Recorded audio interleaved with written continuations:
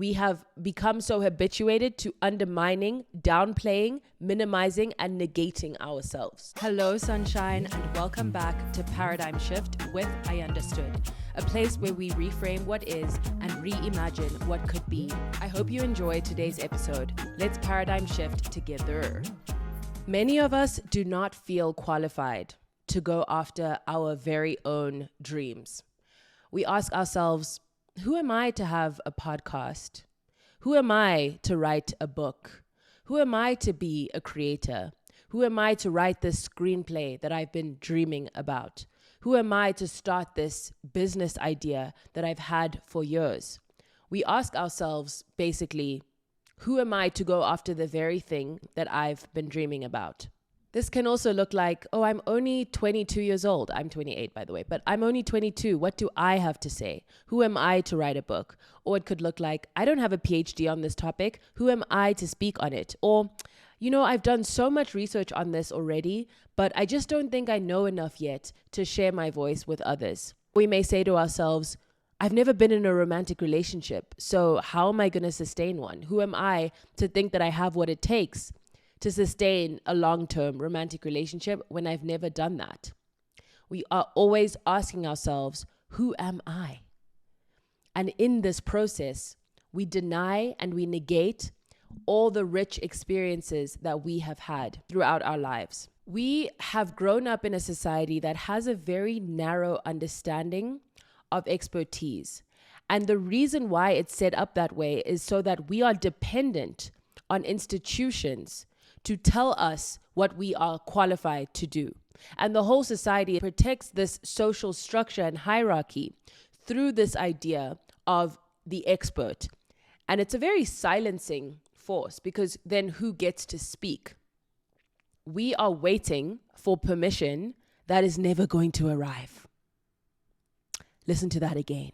Okay, we are waiting for someone to say, you have the permission to speak. Now you are prepared. Now you are ready. Now you are qualified. That's an illusion, my love. That's never going to come. So we have to bring that into being. We have to qualify ourselves. And we have to write our own script. Our own spiritual resume is what I'm going to be calling it. We need a broader view of ourselves. We need to understand that every life experience that we have had is a form of knowledge. And it's a form of knowledge that's never going to be recognized by an institution. And because we tend to view ourselves through the lens of institutions, we need to see that we will also never recognize this in ourselves if we are not very intentional about honoring the experiences that we have had throughout our lives. Everything that's happened to you and everything that you've happened to is knowledge, is experience that informs the person you are and the perspective that you have. Every friendship you've ever maintained or had your heart broken in, every heartbreak you've ever had, every love story you've ever written, every piece of advice you've given or received, every job you've had, everything you've created, every relationship, joy and struggle that you have faced. Each and every one of these are rich experiences that you draw from and that you can more consciously draw from as you think about what qualifies you to go after your own dreams. Your life is the air that you breathe. And so sometimes it's so unremarkable to you that you forget all the experiences that you've had.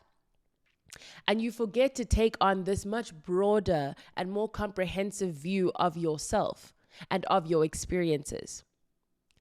The other thing that's not going to happen in our society is a more relational understanding of ourselves. What do your friends say about you if you have friends? Or what have they said about you throughout your life? What do people always kind of remark about you? What have people thanked you for in their life? Are you the friend who they say, oh, wow, you always give such great advice? Or, oh, wow, you always know just what to say? Or, oh, wow, you really hit me with that difficult piece of advice or tough love that I really needed at the time. Or, wow, you're so resourceful. I always see you finding a way. You find a way. Or look at what you've overcome. Look at what you've been through. Look at what you've survived. So as we think about what we are qualified to do, we got to trust in the collective. If people throughout your life, throughout time, have said to you, wow, you are the person whose advice I love so much. You are the person who always listens and you don't judge. You are the person who really holds space for me. You're the person who gives me the tough love when I need it. Who are you, the person who? That's a more relational understanding of you. Who have you been to the people in your life? And is that role not something that you are qualified for with or without some sort of institution backing you? And then, because many people face loneliness and isolation, who have you been to yourself? What have you helped yourself overcome? What have you told yourself to get through the highs and lows of life? What do you find yourself advising yourself on? That is a form of knowledge. You are helping yourself cope. You are the reason you are coping in a way. You know what I mean? And that is knowledge that you can use and that you draw from and that can inform the thing that you so badly want to go after. What did you tell yourself during that breakup, that firing, that loss, that grief? What are you telling yourself now if you're going through those things now? And then when you found love and magic and hope and joy, what did you tell yourself then? When you found pleasure and when you allowed yourself to fully experience those things, what did you tell yourself? That is a form of knowledge. It's just not often recognized as such. So each of these things form a tapestry from which we can draw from. It's like the plant that doesn't understand that it's in soil that has so many minerals and nutrients and so much providing that plant. And similarly, the plant is secreting minerals and nutrients as well. And so it's providing the soil so much. I don't even know if that's scientifically true, but it sounds legitimate to me. And so we have to have a broader understanding of ourselves. We have to step out of the way that we have become so habituated to undermining, downplaying, minimizing, and negating ourselves. If you're listening to this, I'm sure you're familiar with the analogy of the fish that doesn't even realize it's swimming in water because it's so habituated to that being its everyday experience. And so I think there's one fish that says to the other, oh, how's the water? And the fish is like, what water? Right? So that's this idea when you translate that analogy to our society, that culture and that society and that the way that we think and the way that we're made to live is so invisible to us. We're so habituated to it that sometimes we don't even realize it's completely shaping our very lives and the way that we see ourselves. But similarly, our lives are the air that we breathe, are the water we swim in. So to us, it's just what it is. It's not remarkable. It's not literally as in there's nothing to remark on it. I don't even mean extraordinary. I mean, it's not notable. It's not something to really take notice of because it's our lives. But babes, you're relating to yourself in the incorrect. No, let me not say incorrect. You're relating to yourself in a way that downplays the fullness, the richness of the life that you've lived. Because to someone else, that's a very unique experience. Or that's an experience that speaks to them very directly. So when you start to have this more wider view of yourself of like, wow, like this is the life I've lived. I've lived a life. I have things to say. I was talking to someone who was telling me that she wants to write a book. But she was like, but I'm only this age. I'm only 23. What do I have to say? And yet from my perspective, when she shared her experience that she wanted to write about, I was like, I don't have that experience. I want to know more about that. Like, you are the person who I want to know it from. You've lived this experience that to you is like, oh yeah, I've lived this experience and maybe I'll have more. But to me, it's like, oh my goodness, like, let's talk about this more, And because you're young, you're more proximate to the experience that you had. So why not share it with us now while it's fresh in your mind? I mean, it's never too late, I'm not saying. But what I'm saying is, these are the lies we tell ourselves, that we're too young, we're too old. And yet there's something unique about those things. If you're very old, you probably undermine all the experiences that you've had. You're just like, oh, I've lived a life. I'm 53. I'm 71. No, you've lived a life. And if you really took the time to unpack all the experiences you've had, you'll see the wealth of knowledge and experiences that you have to share with others. And we want to hear from you, babes. We want to hear from you. Whew.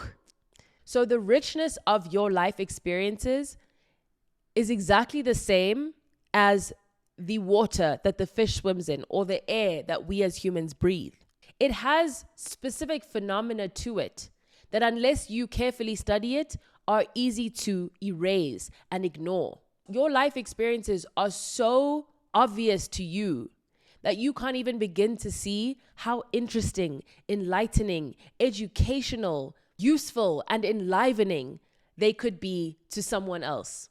You feel so unremarkable that you don't even realize that there is a whole audience of people, wherever they are, on or offline, that is seeking your exact experience to speak to, make sense of, and illuminate their own. We are so used to our own lives that we don't even see how intriguing they could be to others. Our own ideas. It doesn't even have to be that you're sharing your life. It could be your ideas. It could be your thoughts, just your perspective on the society. And maybe you're surrounded by people who can't appreciate your voice. And that is also making you downplay and undermine it. I remember once I had an ex-boyfriend who I'd go on these rants to, and he'd kind of just look at me like, about society, obviously, about like the Matrix and question everything. And he'd just be like, and then I'd make a TikTok about that same thing. And what would it go? Viral. Okay. And not that the outcome is what matters, but the point there is that he was also viewing me as water that was just being breathed, or air that was being breathed. He was not seeing anything intriguing or profound or noteworthy in what I was saying. But when I shifted and changed and shared it to an audience that was willing to listen, I didn't even know they were willing to listen. Suddenly they were willing to listen. I got a whole different reaction and response, and this began this journey. It didn't begin at that time, but it strengthened. So as I just mentioned that example, let's dive in. Let's switch into my experience with this topic. How does this show up in my own life? Let me tell you about that. Okay, let me tell you about that. Let's get into my experience. So I started out as a TikTok creator, and then I was like seeing people have podcasts, and I always have listened to podcasts. Not always, obviously, that's a little bit generous. But I've listened to podcasts for a long time, and I love them. But I always thought like one day in the future, like in the distant future, I'll have enough to say, or enough of a perspective, or enough of permission to have a podcast. But then I started to think, I really want to have a podcast. But then I thought to myself, but who am I to have a podcast? You know, I've been creating 30-second, 2-minute, 3-minute videos. You know, that's a jump to the 30 minutes from 3 minutes. I don't have a PhD. Who am I to have a potty? You know what I mean? Like, I'm not saying that you need a potty to have a PhD. You know what I mean? Because I don't even mostly listen to people with PhDs who have podcasts. But that's what was going through my mind of like, I'm not an expert. So do I deserve to speak? And here you see the tyranny of experts in our society and the silencing effect that qualification through institutions has on our willingness to share ourselves. Because I have perspectives, I have things to say. That by now is quite obvious. And yet all that I could draw from was not obvious to me at the time. But then what happened? What happened? I was literally on a plane, and I thought to myself, write your spiritual resume. Write down, instead of saying, why me? Say, well, why me? You know what I mean? Write down every possible experience that you've ever had that qualifies you to have a podcast. That's what I told myself. And then I started writing, babes. And did I have things to say? Your friends cherish your advice and conversations with you. They always say, oh my word, I find myself changed. Okay. You were in the debate team. Okay. People love your advice. People love talking to you. Okay. You're curious. You are curious about people, and you're curious about life, and curiosity is the fuel of everything. You know, when it comes to podcasts, that is what this engine of podcast is running. Oh my word, not me using mechanization language. Okay. Like the soil that's being drawn from, and the sunlight that's being shown upon ideas. That's curiosity. It's key. And you are so endlessly curious, babes. That's what I say to myself. And you are loving, Okay. And there needs to be loving people in this world creating content and creating ideas and shaping that. You can create a space for someone's story to be shared. You can create a space for your own perspective to be shared. And then there was both the personal experiences and the more professional experiences where I've always loved giving speeches. I've had experience managing projects that are complex. You know what I mean? I've had a whole life that qualifies me because I'm a human being. And your reasons could be so different. It could be, I want one. It could be, I've always wanted a place to share my voice, and here's the space that's calling me. You know what I mean? But write your spiritual resume. Write the list of things that's going to qualify you in your own mind to embark on this project. If you want to write a sci-fi novel, I've always read sci-fi novels. I've always loved them. I understand what I love and what I don't love. I've always wanted to build a world. My friends say that I'm really, really imaginative and that I'm able to create worlds even in our conversations. I once had that teacher in 3rd grade who was like, wow, I was blown away by the short story you wrote. I once wrote a poem when I was 17 that really moved my classmates. Write down all the experiences you've had that, if you looked at it from a different perspective, are actually a testament to the fact that this is exactly what you should be doing. This is your work. Reframe and reimagine what it means to be qualified, babe. Because actually the word qualify, let's talk about her, okay? The word qualify comes from the Latin root qualis. And what that means is of what kind, of such a kind. So qualify that sentence for me. Like, say more about it, give it more qualities. And yet at some point, this word was absorbed into the language of academia and of Western capitalism. Okay? And it became, I'm qualified by an institution to do this thing. I'm a therapist, and so I'm qualified to help you. I'm a doctor, so therefore I'm qualified to heal you. You know what I mean? And I'm not saying that that's always a bad thing, but what I am saying is sometimes it robs us from claiming the underlying roles that we've always had as people. We've always had wise people. We've always had the person in the village who you go to for advice. We've always had that. They didn't need to have a psychology degree. We've always had that. We've always had healers. Always we've had healers, right? And they are dedicated to the practice of learning how to heal. It's not that they just fell from the sky and were like, I'm a healer. They were recognized as healers in the society. We have always had teachers. Even if you are not like me, right? I'm not a qualified teacher. Am I not teaching? And so when we think about the archetypes of being, we need to reclaim those.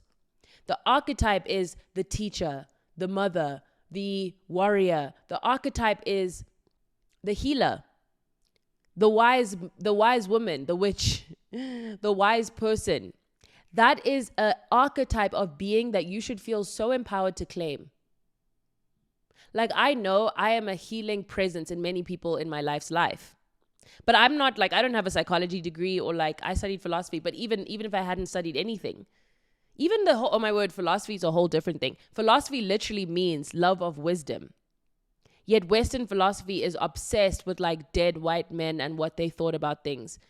And they have had such a nefarious effect on how we view society. The idea that the mind and body are separate is straight from Descartes, who has had such a huge impact. Anyways, let me not go on this rant. But what I mean to say with that is we have to take back. We've always had philosophers in our society. We've always had them.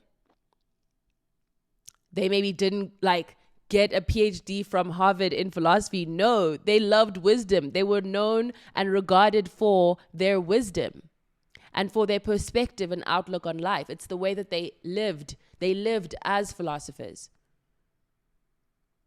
We've always had that. If you are listening to this and you see yourself as, I really want us to claim philosophy more.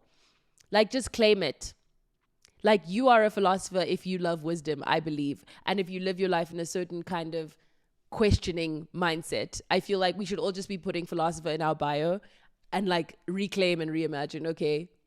So I wrote my spiritual resume And a lot of it was relational. A lot of it was friends, family members, aunts, cousins, who always like after a conversation would be like, wow, what just happened? I find myself very moved. Thank you for that question you asked. So I'm still thinking about that piece of advice you gave me, or that perspective you shared, or wow, I never thought about it that way. They always say that. Hence paradigm shift. So I am the creator. Like, I'm meant to be doing this. Everyone in my life has told me this in different words. And if you haven't had that experience, you also know yourself. As I was saying, what have you helped yourself through?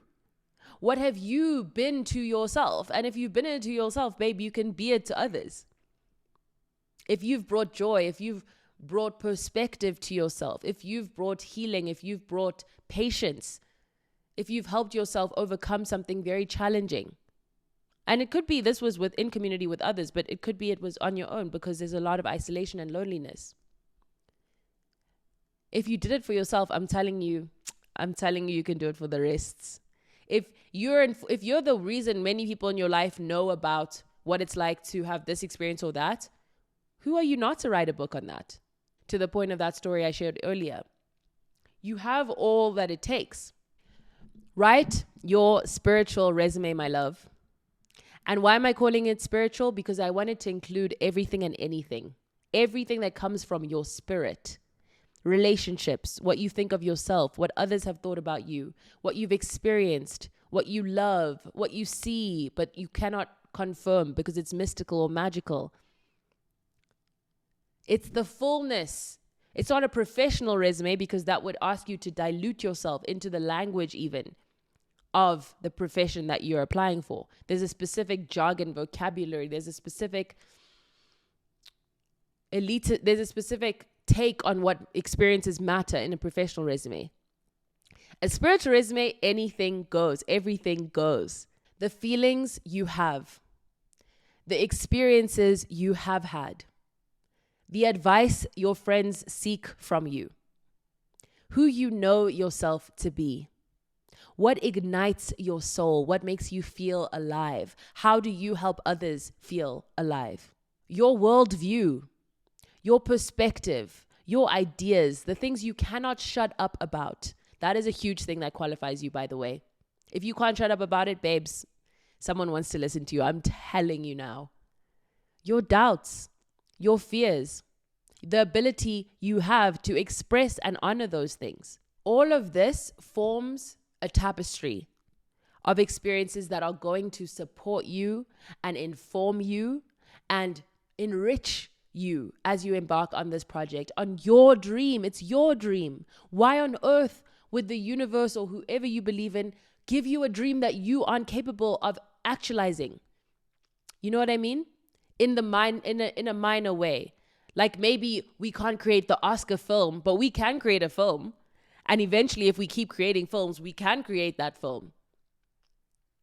Right? Hopefully. Obviously, there's a lot of institutional barriers as well. There's internal resistance and external resistance, but we're not going to get into that right now. Let me give you another example, just so I really want this to click with you so like succinctly, like I want it, not succinctly, so powerfully. I want it to be like, click, click. You know that feeling of satisfaction when you click a puzzle piece into the puzzle place that it belongs? It's so satisfying. I love puzzles, by the way. I have a friend who's an angel, and she has never been in a romantic relationship, as many of you listening to this might not have either, or in a long-term committed relationship. And our society puts a lot of pressure on that to be a milestone that you have experienced. Like, you are less than if you haven't had that experience. And yet we live in a universe. There are so many experiences that some people have had and others haven't. And it doesn't make sense to have a hierarchy of experiences to say that this is what a life looks like if it's a good life. It has to have romantic love. It has to have long-term romantic love. And I think that's called amatonormativity, which is this prioritization of romantic love in a monogamous way, in a heteronormative way.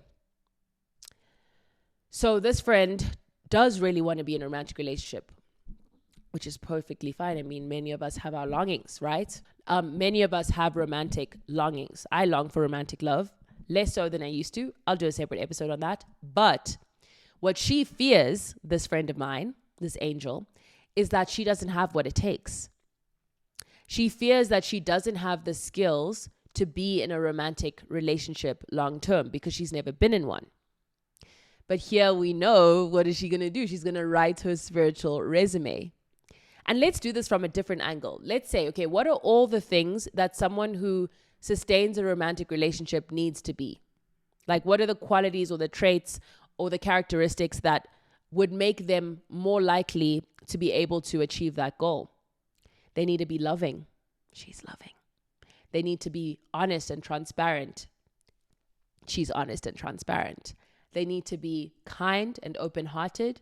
They need to be willing to be flexible, not too much. I don't mean have low standards, but I mean you can't be rigid and expect someone to just like follow your script of what a life looks like. You have to have some sort of ability to compromise or to be flexible. Okay? You have to be able to resolve conflict. You have to be able to listen and to take in someone else's perspective. Now, you don't have to have all of these things coming into the gate. You learn and grow through the relationship as well. But these are some core characteristics or needs for a thriving and healthy relationship. You need to also be working on your own healing and on your own traumas so that you're aware of what triggers you and you're not acting out in an abusive way emotionally or otherwise towards your partner or partners. Babes, she has all these things, all of them. You know what I mean? It's just come up through friendship and through family relationships. She has best friends that she sustains since high school. So she's committed. She is loyal, and not obviously in a negative way, but she's loyal. She shows up for her people. She sticks beside them. You know what I mean? And she's loving and she's generous and she's just willing to go the extra mile for people. Her family members have remarked how reliable she is, how loving she is towards them. And so here's a person who has everything she needs for a romantic relationship. And yes, there's going to be some things that are new, but she also has the skill of having faced new challenges in her life, either in relationships, work, friendships, and dealt with them. She's been creative and responsive to her life. And so absolutely she's ready for a long-term relationship. You know what I mean? It's this privileged relationship status, as though it just takes something so different and so unique.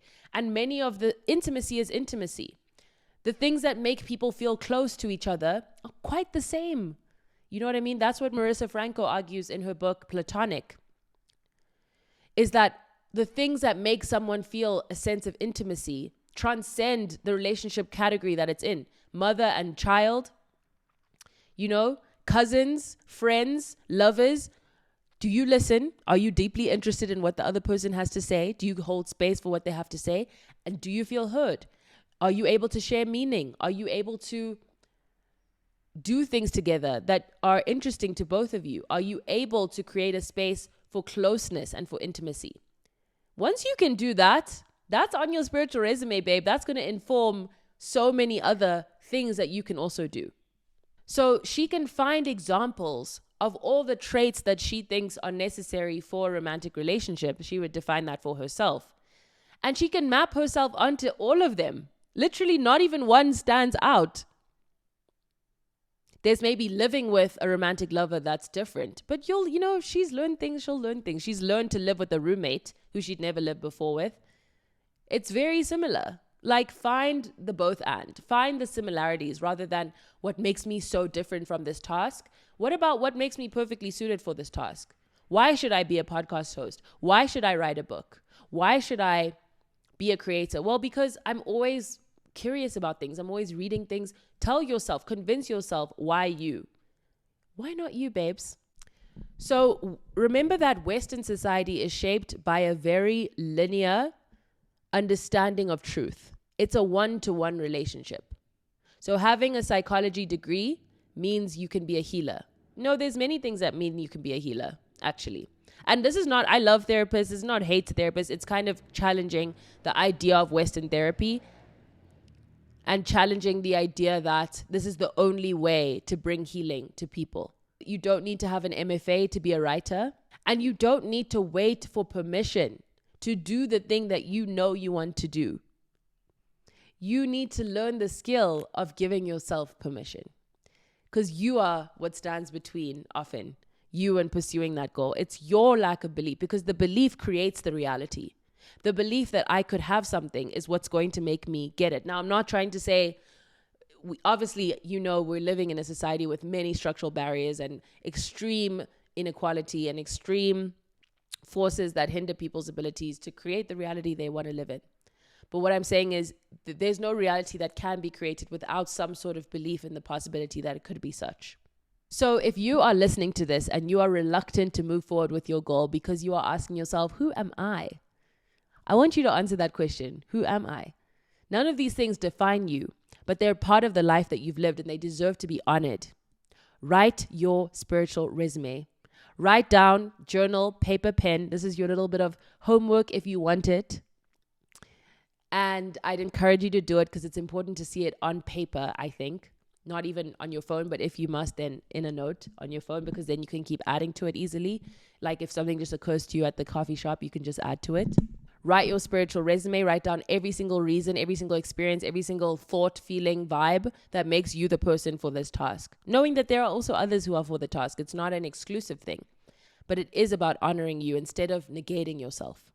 Give me every single reason you can think of from every single facet of your life. Go hard, please. Convince yourself that you have had the kind of life that leads to deep preparation for this very experience. Or you have enough curiosity and enthusiasm that is going to overcome any direct life experiences that you may think that you need. Because if you are hungry for something, if you feel this insatiable desire to do something, that desire is going to fuel you. And that desire is necessarily part of your spiritual resume. If you envy people who do this thing, that is energy you can draw from. That is on your spiritual resume. Because other people, not everyone is out there envying the people you envy. It's just like I said, the life you have is the air you breathe. You may think, everyone envies singers. This woman's voice is amazing. How can she sing like this? I fucking envy her. Bro, a lot of people have no envy for singers whatsoever. It's because this is your calling that you feel the envy. And I have so many thoughts on envy and I'm going to unpack them later. But what I want to say is that's on the spiritual resume, babe, because if you can learn to alchemize your envy, to use it as something that is actually serving you, it's pointing you towards desire. It's telling you, babe, if we don't get this thing moving, we're going to feel regret at the end of the day.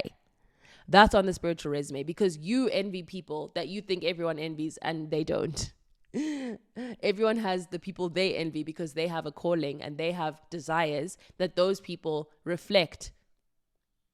Okay? So write your spiritual resume, qualify yourself, and we cannot be defined by these systems. We got to define ourselves and know that anything we put down doesn't even begin to capture the fullness, the power, the multiplicity, the diversity of who we are. And I want to leave you with this because you have the dream. And this is where we started. You have the vision. And babe, if it came from you, and I don't mean you purely because I do believe that ideas also come from the universe, but if it existed within you, like the seed of a flower within you, its blossoming is yours for the taking. You only need to view yourself as worthy of nurturing the seed that already lies in your spirit, in your being. It just wants to be nurtured. That's all it wants. And I'm telling you, through that nurturing, through that care, through that attention, it's going to grow, babe, and it's going to blossom. And you will stop asking yourself, who am I? I hope some paradigms have been shifted for you in today's conversation. As always, if you can, please leave a 5-star rating on Apple and Spotify. Like, comment, subscribe. I love you so, so much. Okay? I love you. Join me on my Substack. Links in the comment section. Go there. Okay? Love you so much. Love you. Bye.